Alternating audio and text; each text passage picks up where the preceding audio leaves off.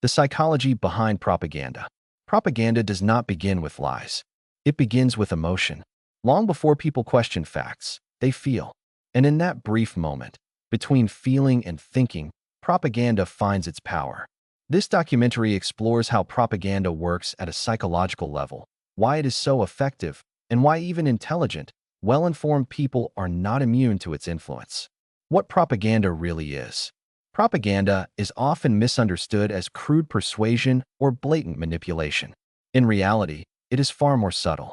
At its core, propaganda is the strategic shaping of perception. It does not aim to convince everyone. It aims to make certain ideas feel familiar, acceptable, and inevitable. Rather than forcing beliefs, propaganda creates environments where specific conclusions feel like common sense. This is why it has been used across cultures, political systems, and historical periods, long before modern media existed. Why the human mind is vulnerable. The human brain did not evolve to analyze constant streams of information. It evolved to survive. To conserve energy, the mind relies on mental shortcuts, patterns, symbols, and emotional cues. These shortcuts allow quick decisions but reduce critical evaluation. Propaganda exploits this efficiency. When a message aligns with fear, identity, pride, or belonging, it bypasses rational scrutiny. The brain accepts the emotional signal first, then searches for justification afterward. This process happens unconsciously. Emotion before logic. Emotion is the gateway to belief. Fear narrows attention. Anger simplifies complexity.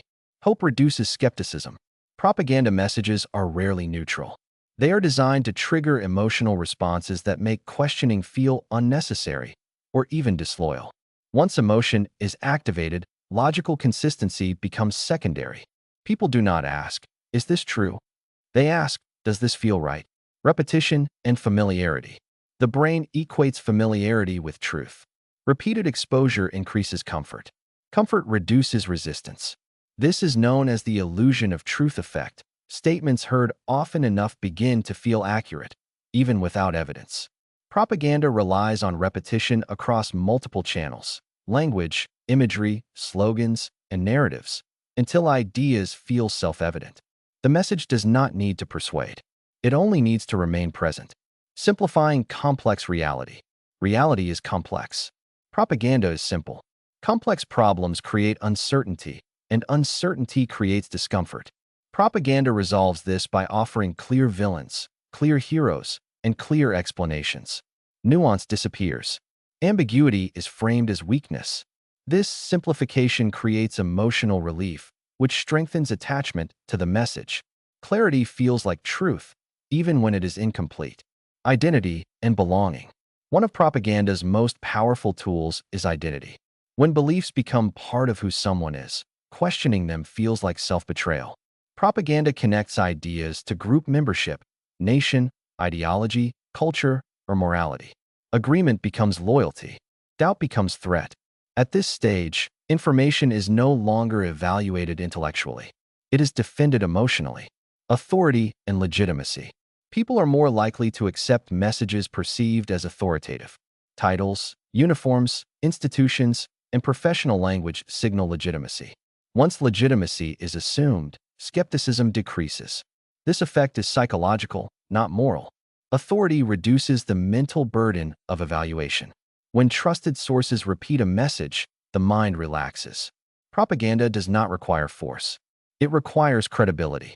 Modern propaganda and information overload. Modern propaganda rarely looks like censorship. Instead, it appears as abundance. So much information that attention becomes fragmented. So many narratives that truth feels subjective.